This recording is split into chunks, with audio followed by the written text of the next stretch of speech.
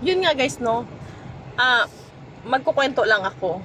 Share ko yung experience ko.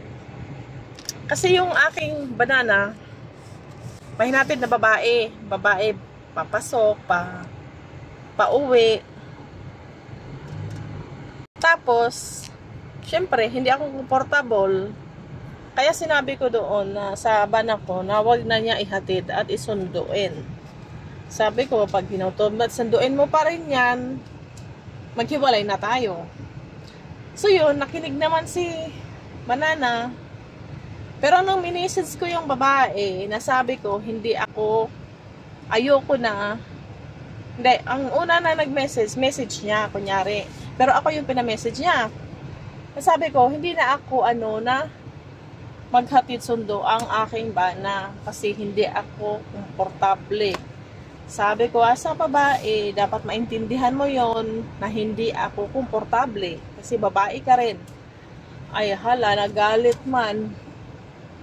Nagalit yung babae. Tapos ayun, dami siya sinabi na hindi magagandang salita. At syempre, magpatalo ba naman ako? Sabihin ko rin siya ng mga hindi magagandang salita. Ang kapal na mukha niya. Alam mo yon, siya yung nakikisakay, siya pa yung galit. Tapos, sinabi pa niya na nakitira daw ako sa kanila, pero nagbayad naman ako. Nagbayad naman ako sa kanya. Tsaka, kung hindi man, kaya naman namin na hindi sumakay sa kanya. Ang kapal na, so hindi makitira sa kanya. Kapal din na mukha niya, sa totoo lang. Tapos siya pa ang galit. So yun, to make my story short, in short, sinabi niya na sinira ko raw yung relasyon nilang dalawang ng asawa ko. Sinira ko raw yung relasyon nilang dalawa dahil daw sa kaanuhan ko daw. Tapos, syempre, sino ba naman yung asawang papayag na ang asawa niya may hinahatid sundo umaga at gabi? Ano siya, bali? Kaya, sabi ko sa kanya, subukan mo at maghiwalay na tayo. Tapos yun nga, nakinig naman nga. Pero ang kinakaano ko lang sa babae, bakit parang sobrang ingrata siya? Tapos hindi lang yan, pagkatapos kong sabihin na hindi ako komportable, gusto pa rin niya magpahatid. Sabi niya, ihatid mo ako ng umaga. As in, wala man lang please, wala man lang pwede, wala man lang. Ihatid mo ako ng umaga. Ang kapal na mukha. Totoo lang. Ang kapal na mukha mo. Wala kang karapatan. Pero, yun nga, ewan ko lang, tingnan na lang natin kung anong mangyayari. Grabe ang kapal ng pagmumukha niya.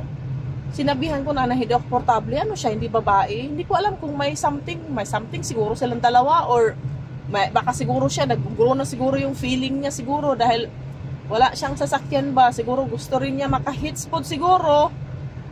Alam mo yon, gusto niya maka-hits ng masakyan dahil wala man siyang sasakyan.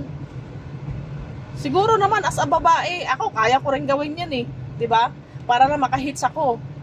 Kaya ko rin yun. Pero siyempre may asawa ako at hindi ko gagawin yun. Kaya nga sabi ko, kapag may asawa ka na, hindi ka pwedeng hindi mo pwedeng gawin yung isakay mo ng kung sino-sinong babae dyan. Kung lalaki ka, hindi pwedeng isakay mo yung kung sino-sinong babae dyan. Kasi, hindi maganda. Ako, may asawa ako. Hindi ako sasakay ng kung kani-kanino na makikiride dahil may asawa ako eh. Okay lang kung single ako kasi kung single ako, who care?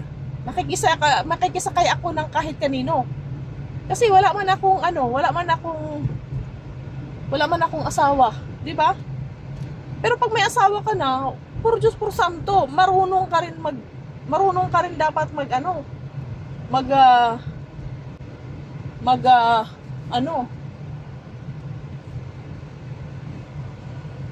kung may asawa ka na.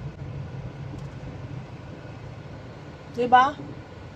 Ano ka, siniswerte? May asawa ka na, tapos sasakay-sakay ka pa ng babae? Balik ka ba?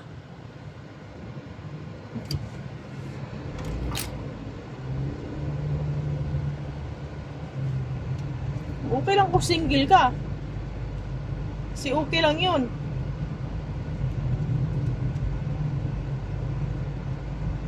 Medyo mahaba tong binayahe ko ngayon. Tapos yun nga, kapal na mukha niya, tapos sasabihin mo, may message pa na ihati daw siya umaga. Wala man lang pakisuyo or ano. Basta ihati daw siya ng umaga. Tingnan natin kung ano mangyayari.